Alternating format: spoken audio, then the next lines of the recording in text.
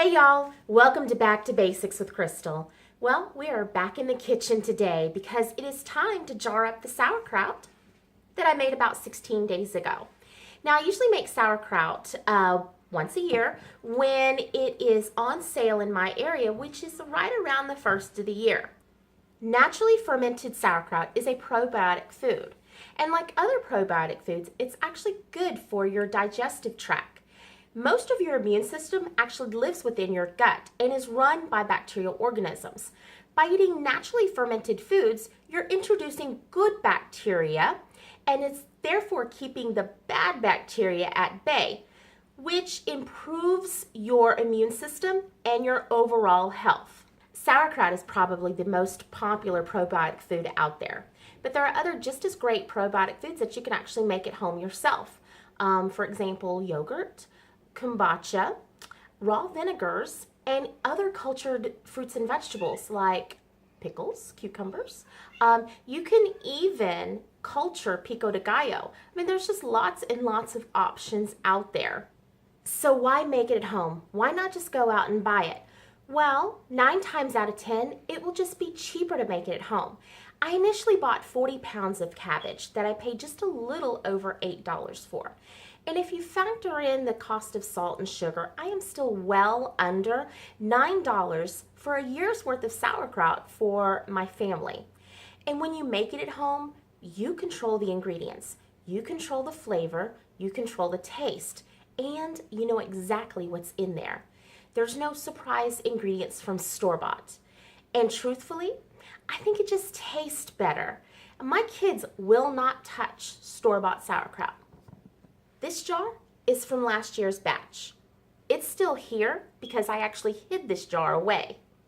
So let me show you the process on how I make sauerkraut, and then we'll unveil what it looks like now.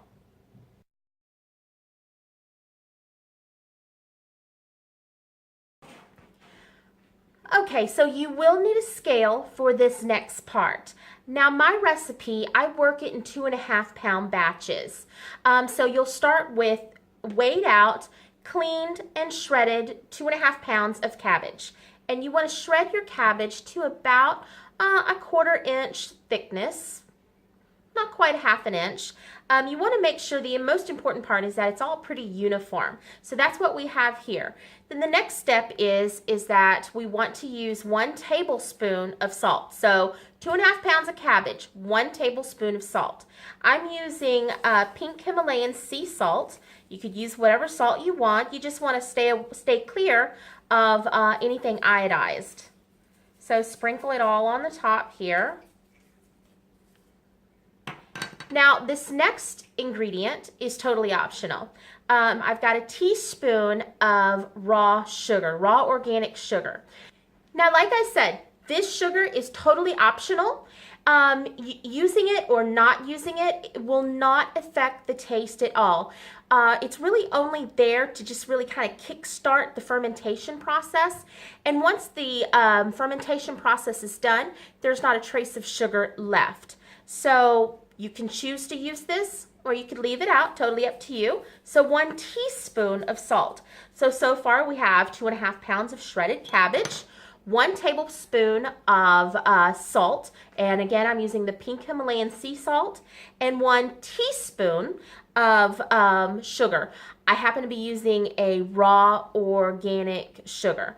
So we've got it all sprinkled on here, and we're just going to kind of give this a stir with clean hands, and we're just going to start working this cabbage. And you don't want to be too rough at first. When I first started making cabbage, sauerkraut, I was too rough at first, and everything was in little bitty pieces. It was still edible, but it wasn't the same kind of sauerkraut that you're used to getting. So we're just going to keep turning this and keep working that salt and sugar in. And you'll see it begin to change. And the water began to kind of releasing out of the cabbage. And we're just going to keep tossing it and keep turning it. Like I said, not too rough. You're essentially bruising the cabbage and mixing in all the salt and sugar. And I don't know if you can tell, but it's really starting to release its liquid now. You're basically going to work this cabbage for about 10 minutes. I know it sounds like a really long time, right? But it's not a solid 10 minutes. You know, you work it for a little bit, then you walk away and let it rest, and then you rest, and then you come back to it. So today I've done almost 40 pounds of cabbage.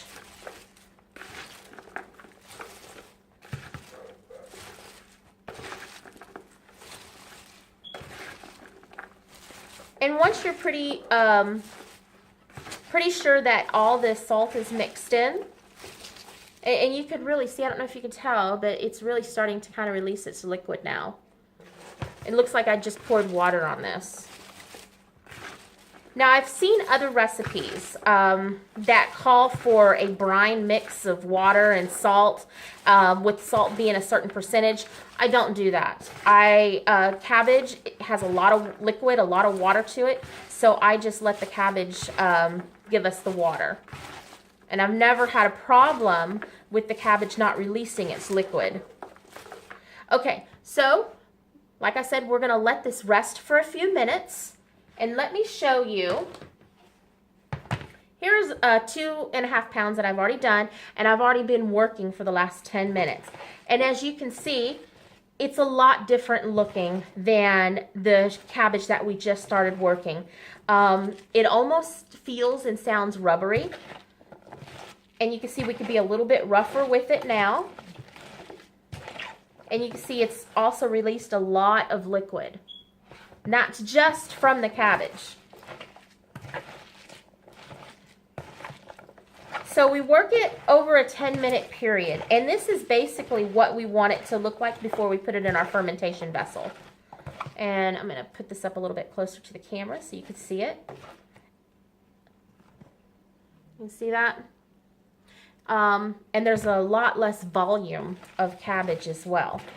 So I'm going to keep working, and the other cabbage that I just started, and then we'll start to put it into the fermentation vessel.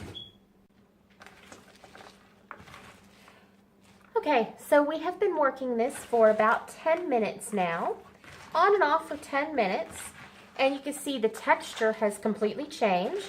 Again, you've got that kind of rubbery sound and rubbery feel, and it's already begun to release a lot of liquid. So it's now time to put it into our fermentation vessel. And here we go. I am using a 22 quart, this is like a 5-gallon bucket, and this is a food grade bucket. So this is what we're using today. And you can see this is already completely packed down. I've been working on this for several hours now. So we're going to add in our cabbage, everything from the bowl.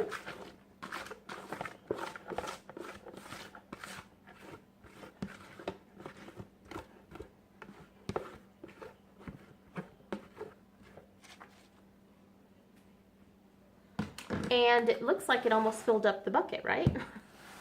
It didn't. So what you want to do is you just kind of want to get everything kind of even as possible. And this is probably one of the toughest parts, is packing it down. And I just make a fist and just start pressing. Just start pressing. And it takes quite a bit of effort to get it all packed down. And you just have to keep working it. Get it all down.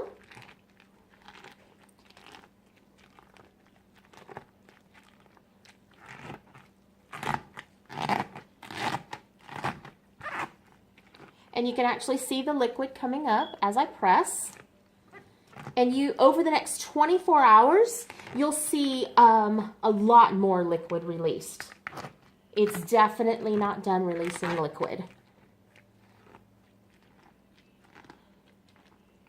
This is probably about 30 pounds of cabbage. About 5 pounds of trimmings went to the chickens, and then we're eating cabbage for dinner tonight.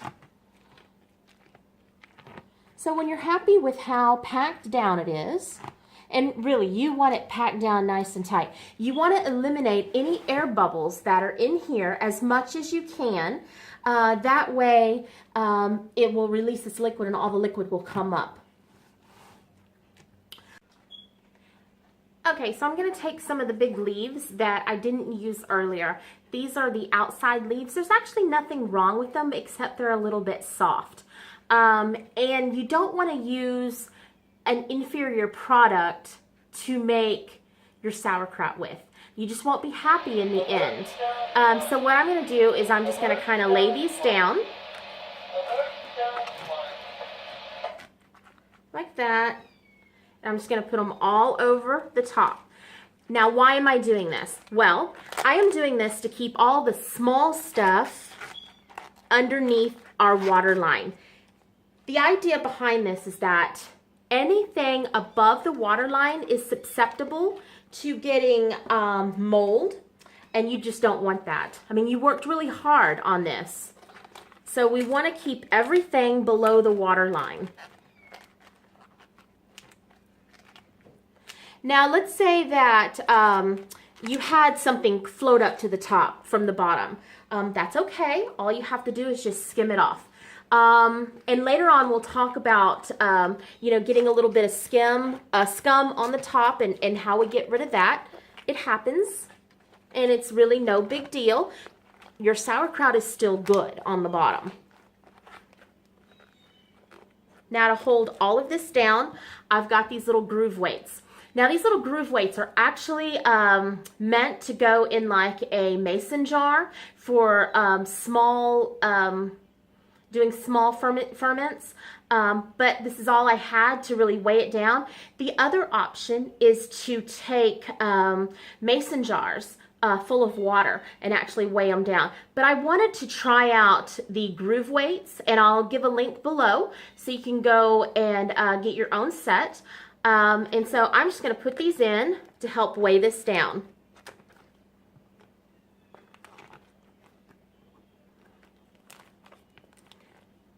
Now, since this is a lot of cabbage and these poor little groove weights were not really meant for this much, if I feel like I need to have more weight in here tomorrow morning, I will definitely do that. But I think that's good for now. I think that's good. It'll keep everything held down. Okay, now you're probably wondering why I didn't go ahead and fill up the bucket full of cabbage. The reason is I only fill it 3/4 of the way. Last year, I gave myself about 2 inches of head space in the big jar that I was using. And what happened is the next morning, I had a ton of liquid all over the countertop. So I am leaving plenty of head space so I don't lose any liquid and I don't make a mess. So, with that being said, it's time to cover it to keep out anything we don't want in, like bugs, kids. So I'm using a tea towel, bread cloth. It's really nice. It's lightweight. And so I'm going to take my yarn and just tie it down. And you want to make this where you can actually take it off, because you'll need to take it off to check on it and make sure everything's going well. So don't tie it too tight. Don't make too big of a knot. I say that as I can't get it tied.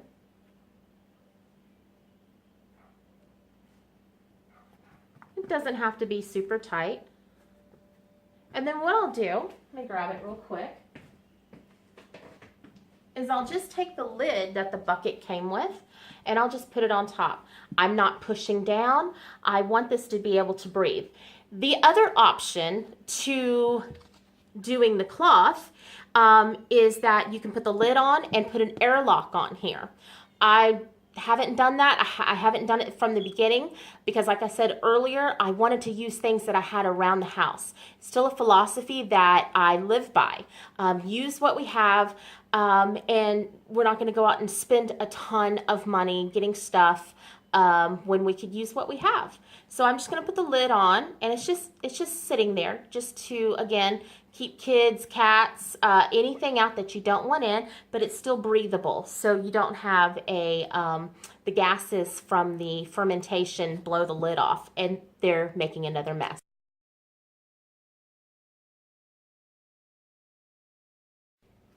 Okay, so it's time to unveil this. Now this has been sitting on my counter for 16 days, and I did check it daily. And the first thing you're going to notice is that my cabbage leaves are not in here, and my little groove weights are not in here. And the reason why is because there was not enough weight to actually hold this much cabbage down. So I literally had to bag up a 5-pound weight and weigh this down. And even the 5-pound weight still really wasn't enough. I probably should have had something closer to 10 pounds. I had to come back in here and work this down every day because it all just kind of floated to the top. Okay, so I've already taken the lid that was holding this down, and I've already taken the weight off of it. Sauerkraut typically takes anywhere from 2 weeks to 8 weeks. It really depends on how cool your house is. If you're lucky enough to have a basement and the basement's really cool, it could take up to 8 weeks. If you're doing this in the summer and your house is really warm, it could take 7 days to 2 weeks. So it just all depends on your atmosphere where this is around. Now this is still very, very crunchy. It's very crunchy. Can't even break it. And it's, texturally, it's really good. It smells amazing. If you like sauerkraut or pickled vegetables, it smells yummy. And it's perfect. It's sour, but it's not vinegar sour. It's just got such an amazing flavor to it. So it's now time to just can it up. I'm going to start canning this up, and then I'm going to show you guys a recipe that my kids love. So all you want to do is you just want to basically grab handfuls of this, and I do use my canning funnel just to help get everything in the jar. And we just work it a little bit at a time. Now you can definitely do this in a lot smaller of a batch. I do this in a big batch just so I don't have to do it but once a year. So you just want something that you can just press this down, and you just want to pack this down.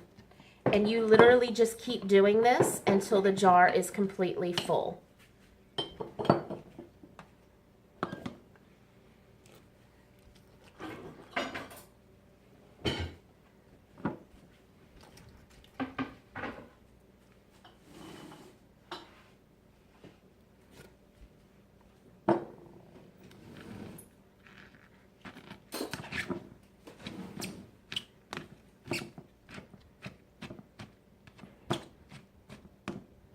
Now my daughter is begging for some hot pink sauerkraut. The hot pink sauerkraut has onions, a teeny tiny bit of garlic, and jalapeno peppers. So I may make some of that and show you guys how I do that. It is really yummy. So you just keep pressing it down until the jar is completely full. After the jar is completely full, I store these in the fridge. I know some people actually do run it through the canning process, but I don't. I try to keep as many good probiotics as I can because it's just really good for you. Once you cook it, and yes, we're going to cook it tonight, it does, you lose some of those really good probiotics. So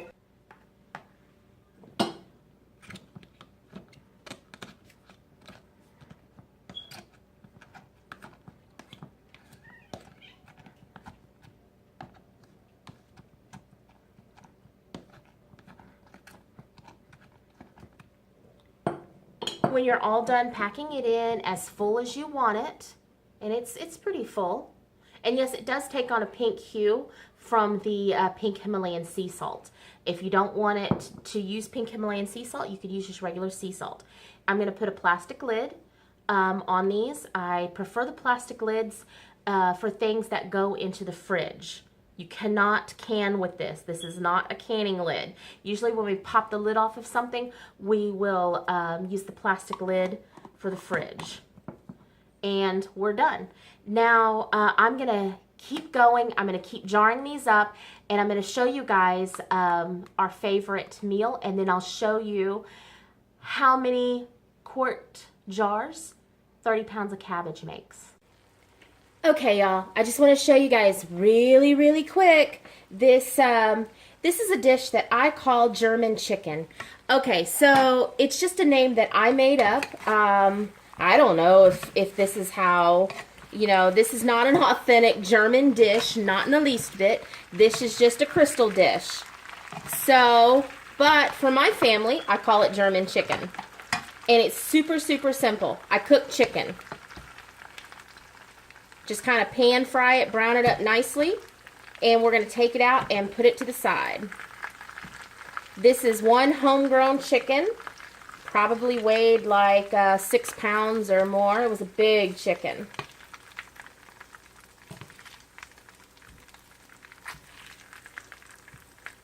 Okay, so I took all the chicken out and I drained out some of the fat, about half of it.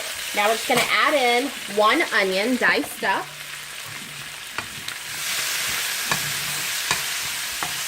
Going to turn the fire down, and we're just going to kind of let this kind of wilt down just a little bit.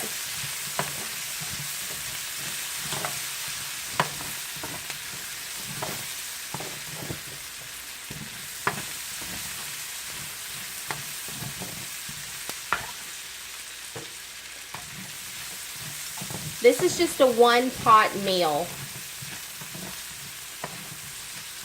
I'll turn the fire back up, and I'm just going to deglaze the pan just a little bit with some water.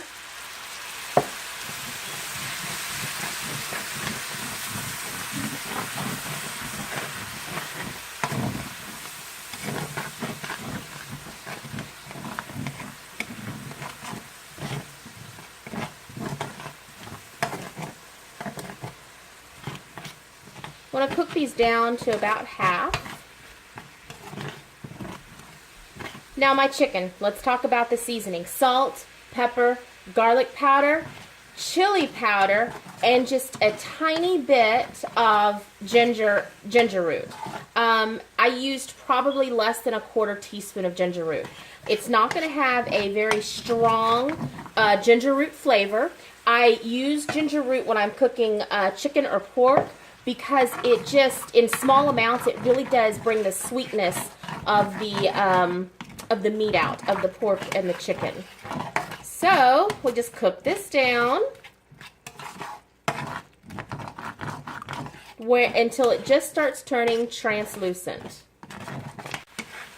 Okay, so you can see that it's just starting to kind of turn that translucent color, or turn translucent, sorry. So now we're going to add in 3 quart jars of potatoes, and we'll later on this year, when it's time to can potatoes, we'll go through this and I'll show you how I do it.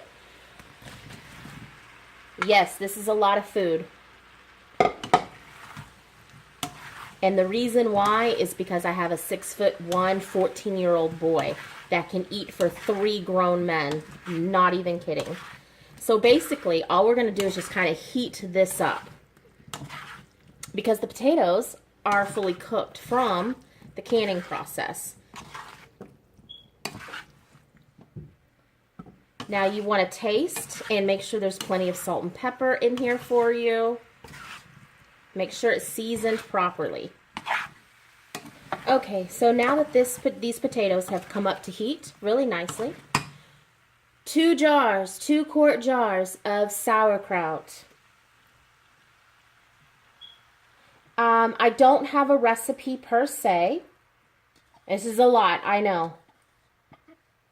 I don't have a recipe per se. I just kind of chop and throw and get it all incorporated.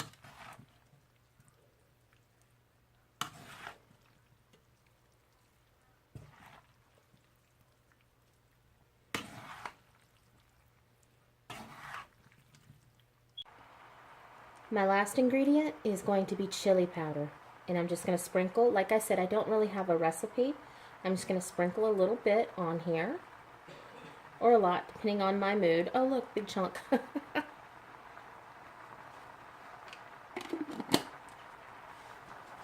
And that's it, y'all.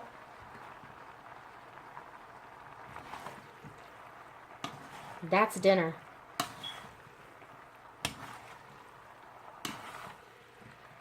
We just want the sauerkraut just to be heated up, just really because it's just a hot meal.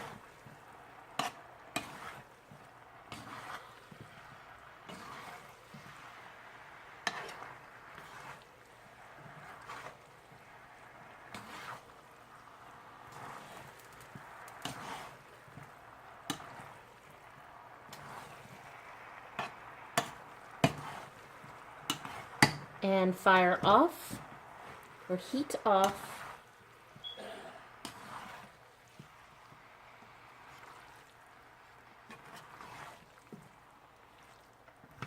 And that's dinner. Let me plate this up for you real quick.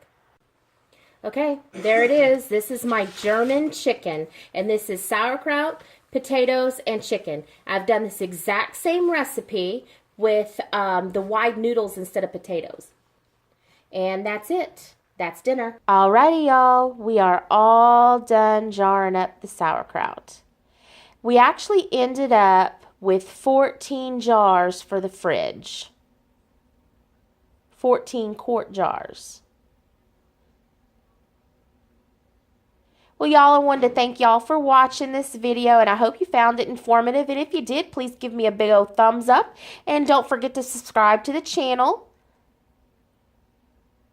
And I really, truly hope that you do try out this recipe. Y'all have a blessed day. Until next time, y'all be good.